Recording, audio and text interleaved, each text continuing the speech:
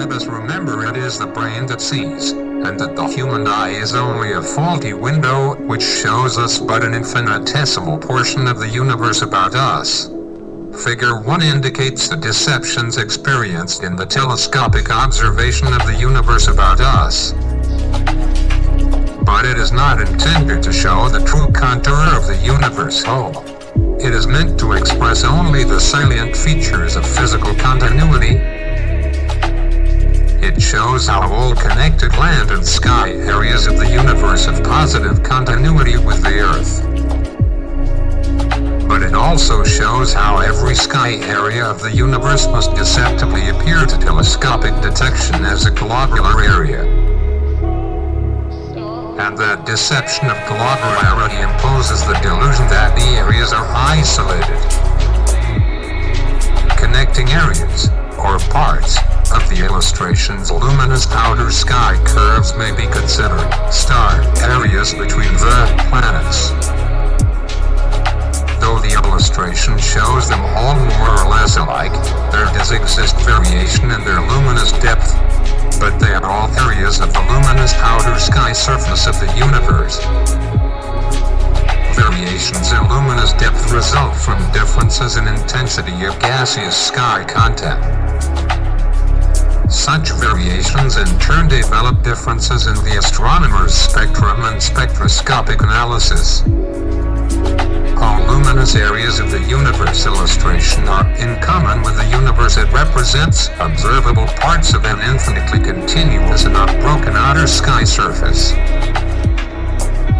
It covers underlying celestial land, water, and ice as it covers such elements of the terrestrial. There is also shown the region of atmospheric density between land surface and the inner blue sky. The distance is the same at celestial level as it is at terrestrial level, and the oxygen content is sufficient to sustain vegetation and life at celestial level. In the Copernican concept of planetary isolation, the Sun is assumed to occupy the center of the dark stratosphere, and connecting outer sky areas of the universe are assumed to be isolated units. And they are assumed to perform a rotative movement around the Sun center of a mathematically prescribed universe subdivision known as the solar system. That solar system arrangement, which embraces the Earth, represents something of a combined celestial and terrestrial pinwheel. To make for easier comprehension of physical continuity, the pinwheel solar system center, or Sun, has in a way been pulled out to afford it reasonable placement as a guide or a leader for the entire connected universe. As the illustration shows, every previously assumed isolated area of the universe whole, including the Earth, holds its original position in the universe structure, and every area maintains its daily and yearly relation to the Sun. Accordingly, the illustration shows how the land and the sky of the celestial extend to and connect with the Earth's imaginary pole points. It shows that we may move beyond the Earth without falling off the edge or falling off the ends. The following descriptive material, in conjunction with the illustration, should afford ample guidance for comprehension of the factual universe as it was created.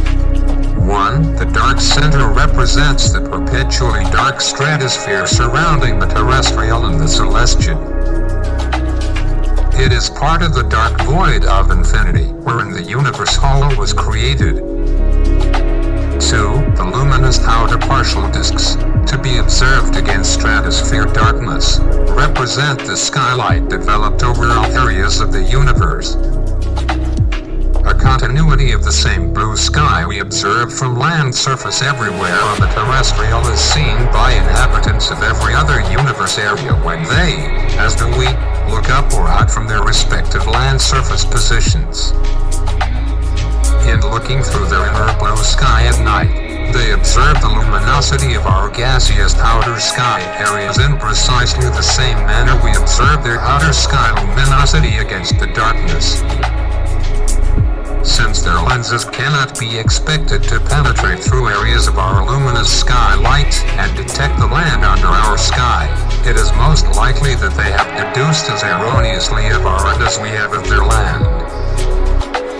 3. Therefore, the inner side of all outer luminous disk-like areas of the illustration may be understood to represent the familiar gaseous sky envelope observable from any terrestrial location as that particular blue sky. From all other land areas of the universe, the blue sky likewise seen represents the particular sky of inhabitants of such areas. Inasmuch as recent U.S. naval stratosphere photographs of outer sky areas prove them to be luminous and presenting the identical appearance of celestial areas, confirmation is had that there exists the same gaseous sky content for the celestial as is known to envelop the terrestrial.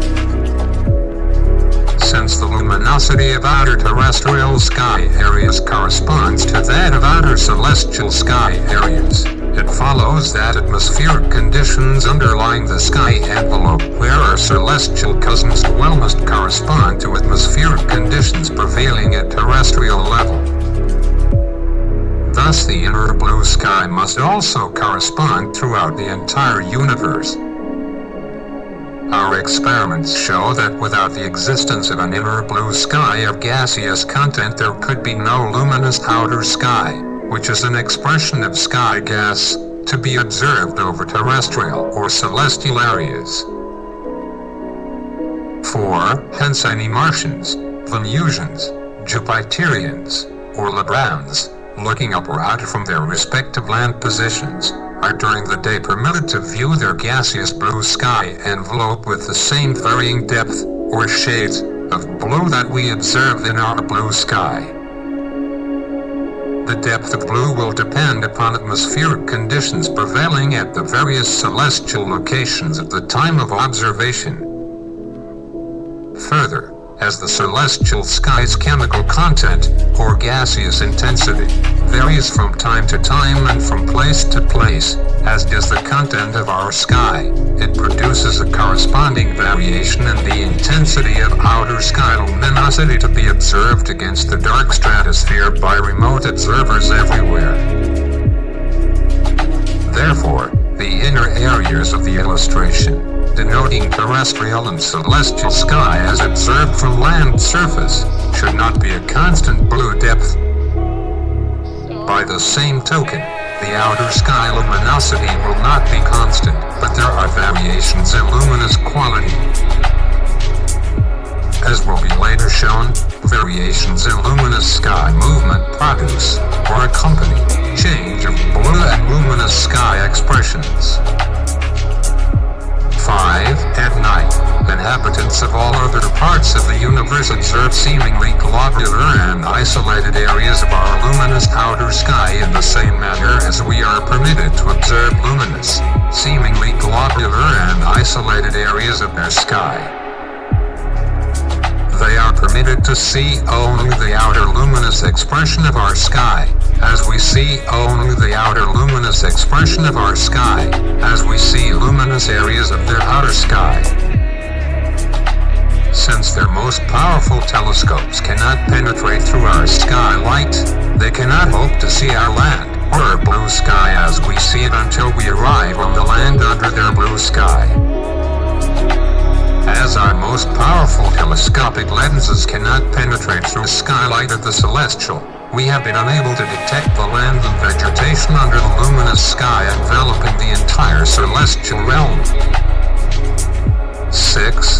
Moreover, over the luminous outer surface of our entire terrestrial sky, which we know extends unbrokenly, other dwellers of the universe are compelled to observe millions of apparently globular and therefore seemingly isolated bodies. They are luminous sky areas, and their number would depend on the power of observing telescope lenses and other physical factors herein described. 7. Nowhere throughout the length and width of our terrestrial land and sky, or throughout the endless land and sky of the created universe do disks, spheres, or globes actually exist, despite their seeming existence, They are entirely lens-created. They represent the most striking examples of lens illusions ever known to man. 8. Therefore, the illustrations in our blue sky horizontal curves and the outer luminous sky curves are intended to indicate the deceptions experienced in observation. Neither the Earth nor any part of the universe about the Earth curves in agreement with the deceptions of curvature here presented. We may grant such curves realism only insofar as they have been created by the lenses. No lens can escape producing a curve at the proper distance on the horizontal or the perpendicular. As previously related, the physical structure and properties of all lenses demand that the curve be created. Then the lens-created curve is accentuated by concept into the full-bodied and isolated globe or sphere's distance from the photographed or telescopically observed area where object is increased. There is in reality no such curvature to the endless sky and land continuous throughout the universe. The only such curvature that might possibly exist, and which we could never hope to determine, would be that of a conceptual nature, having the universe as a whole curve in infinite time and space. Granting such an unverifiable arrangement for the connected universe, all would in no way interfere with the all-important factor that the universe is connected and continuous, and that journey may be had to all areas thereof by movement on the same physical level with this Earth. That indicated movement would be straight ahead, north from the North Pole and south from the South Pole. 9. Photographs, taken whenever and wherever, in Peru, in Asia Minor, or in our own Rocky Mountains, in no way prove the so-called curvature of the Earth. They prove only that the utilized lenses could not avoid developing curves that have been mistakenly interpreted as applicable to the Earth's contour. The lens itself created the curvature in the same manner that the optic lens, by grace of its structure and function, creates curves and deceptive horizons within the experience of everyone. For example, does the sky really curve down and meet the water or the land, where horizons indicate it does? We know now that it doesn't, despite appearances, because physical contact with such horizontal points proves there is no such meeting. Does the square or U-shaped opening to a tunnel draw together, as it appears to do, and become globular to our sight as distance within the dark tunnel and away from daylight as the opening is increased? Though it deceptively appears to draw together and become globular, experience has taught us that the entrance retains its original shape and size. Does not the square top of a brick chimney become deceptively globular as photographing altitude is increased directly over the chimney opening? Such deceptive appearance must be imposed by the lens. Knowledge dictates that the chimney opening does not become globular. One of the classical and most common expressions of the unavoidable deceptions ensuing from lens function is that of the two separate railroad tracks which seem to merge, or meet, in the distance. A very modern example of illusion resulting from lens function is presented in the flight of jet planes. As the speedy jet is observed moving on a direct horizontal course from east to west, or vice versa, it must deceptively appear to be shooting up on the perpendicular, then prescribing a definite curve or arc as it approaches. Then as it passes overhead and recedes in the distance, it appears to be dropping down to the land surface. The jet's horizontal course remains the same from the time it was sighted on one horizon until it was lost to view at the opposite horizon, but the lens develops the illusion that the jet was first shooting up and then shooting down. Nothing more vividly attests that the lens produces the curve. These examples, plus 1,000 others that could be cited, eloquently express that all lenses are subject to the functional error of the optic lens, for all lenses were patterned after the human eye lens. This means that the lens itself, in drawing to a focal point, creates the illusory curve, and the curvature illusion in turn produces globular areas and objects where in fact nothing rounded or globular exists. Therefore, as the inner blue sky seemingly dips or curves to meet the land or water, under the power of lens convergence, which creates our horizons, so do the luminous outer sky areas of the universe suffer the same affliction. It makes no difference if the sky area is of 100 miles or of 100,000 miles. As distance is increased, the original illusory curve becomes deceptively filled in with body property, and there is projected the further illusion of a completely globular and isolated area. In such manner does the universe about us become cluttered with isolated globular and spherical bodies that have no part in the structure of the universe. In the 1931 Stratosphere Ascent of Professor Auguste Piccard, the photographing camera lens produced a partial disk of the terrestrial sky area, which Piccard barely penetrated at an altitude of 10 miles. That disk development, which was referred to as an optic disk, was partial only because sufficient distance had not been achieved from the gaseous sky area. In the subsequent 1935 Air Force ascent to an altitude of 14 miles, there was sufficient distance from the sky area, and the partial disk became rounded out to present the appearance of a complete disk. One may more readily understand the lens development of curves and disks if one holds in mind a picture of the first quarter, or crescent, moon and mentally follows its monthly course of filling in, or completion, to the full moon. Confirmation since 1935 of the unfailing development of the illusions described in all telescopic observation of the universe about us attests to the reality of physical continuity. Every foot of the endless celestial empire telescopically observed and astronomically designated stars, planets, etc., is thereby shown to be physically connected, as Figure 2 describes, without illusory curves. The celestial is shown to be as much a continuance of this Earth area as the various countries of the Earth are physically connected and made continuous by the known land and water links. The terrestrial has affinity with the celestial in the same manner that the states of these United States are affiliated with the national whole. There must deceptively appear to be physical disconnections in the universe whole, where each fondly observed celestial and terrestrial sky area, and being brought to convergence under lens functioning, seemingly becomes isolated from its neighboring area, as previously described, and an inescapable condition of observation. Strange as it may seem, the necessary allowances for such a handicap of observation have never been made, because the handicap, though known to be applicable to observations at terrestrial level, is denied application to observations at celestial level. Complete domination by the mathematical prescription of celestial mechanics, though that prescription contains no ingredients from the universe of reality, has endowed illusions developed in telescopic observation of the universe with reality they cannot and do not possess.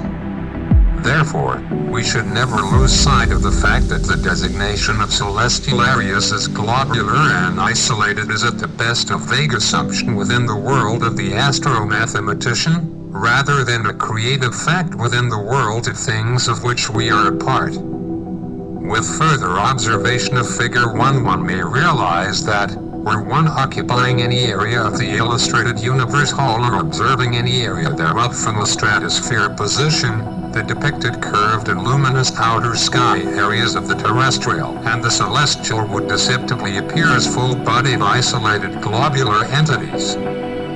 This observational condition would result from the fact that when the luminous curved surface area is detected, one's mind is automatized to fill in the body proportion. In the drawing it is not possible to show the full globularity which such curved areas impose on the mind and make for the concept of isolation. Average intelligence can readily discern that the luminous curved areas will not be connected through observation. They are always disconnected. Though connected here for illustrative purposes, observation would hold a dark area at every point of connection. Thus would there develop the concept of their isolation. Study of the inner sky curves may serve as a guide for understanding that the lens does not conveniently prepare appearances as illustrated. The lens does just the contrary. It severs each connection. Then stratosphere darkness envelops each curved area on both sides and underneath. In so doing, the area becomes isolated to all appearances. Though the inner sky curves have also been drawn as connected, the lens observing any area of the blue sky and the outer luminous sky continue unbrokenly ad infinitum, as shown in Figure 2, but the lens must deny such realistic continuity. Life is no more than our individual concept of life. We'll see and believe only that which we want to see and believe. Hence, primed observations are always of doubtful value, as dubious as skies. Non-existent celestial globular and spherical areas are clothed with reality through the capriciousness of optic lenses, aggravated by other lenses, and conceptual enlargement of the faulty image. So long as one observes luminous celestial and terrestrial sky curves produced by the lens and holds the illusory globe to be reality, it is unlikely that anything but globes and spheres will be encountered, regardless of the power of telescopic lenses. Moreover, the assumed Earth sphere and its companion celestial pseudospheres have become so firmly fixed in mind that presentations of such spheres, which naturally show full-bodied properties, are accepted as being factually descriptive of the composition of the universe. Such acceptance is had in spite of the overpowering fact that no telescopic observer and no photographing camera ever recorded realistic body proportions for any area of the universe. The lenses detected and reproduced only a disc-like surface area, which was credited with body fullness. Therefore, the glamorously portrayed Earth globe and its celestial counterparts present nothing more profound than an outstanding expression that blends error and human misconception based on that error, plus the artful embellishment of globe symbols by otherwise capable artists, who likewise are under the domination of the popular misconception. Modern discovery establishes that the assumed isolation of the terrestrial from the celestial is a fallacy. The Earth's northern connecting land link with the celestial is confirmed point of theory. In February 1947, a United States Navy Arctic Expeditionary Force, under the command of Rear Admiral Richard Evelyn Byrd, achieved a memorable 7-hour flight over land extending beyond the northern geographic center, or mathematically prescribed northern end of the Earth. That flight confirmed that there is no northern physical end to the Earth, and that the 1543 conclusions were most premature. The northern physical continuity of the Earth with celestial areas of the universe also is its counterpart in the land now known to extend beyond the South Pole. All future physical progress beyond the imaginary North Pole and South Pole points must and will lead into real land areas of the universe appearing up or out from our present terrestrial position. We may move, as Rear Admiral Byrd moved, beyond the North Pole and out of physical bounds of this Earth, on the same physical level as this Earth. Our movement into land areas of the universe about us need never vary from known movement and journeys from New York City to Chicago, or from Boston to Hong Kong, or between whatever terrestrial points one is pleased to consider.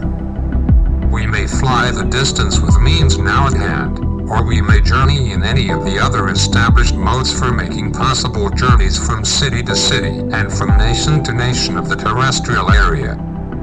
Except for the vast ice barriers of the Arctic and Antarctic regions, especially at the Antarctic, we might even walk. However, early explorers found walking and dog sled movement most unsuitable transportation over frigid polar areas. That is one of the reasons why there was no concerted early effort to peer over the top of the world, so-called, to determine what actually exists beyond the supposed terrestrial ends. Further reason may have been that one does not perilously attempt to penetrate into a beyond which is concept any's. If concept has not first established the thing or condition, in this case land beyond the poles, it cannot and does not exist, despite its reality. Despite the lamentable restrictions of theory, men have persistently wondered about the Earth's extent. The earliest attempt to reach the North Pole point and to satisfy that curiosity was made by Sir Martin Frobisher of England in 1578. But the notable accomplishment of just reaching the pole point could in no manner permit determination of territory extending beyond the pole point and out of bounds of the theorized Earth globe. One is not permitted a vista of polar territory to almost unlimited horizons as one is in viewing the plains of Kansas. One's determination must be based solely on the mathematical formula, which maintains that the geographic point reached is in fact the end. And though infinity extends beyond in a continuous land and water course, men would have no reason or inclination to penetrate that course if concept holds that such course did not exist.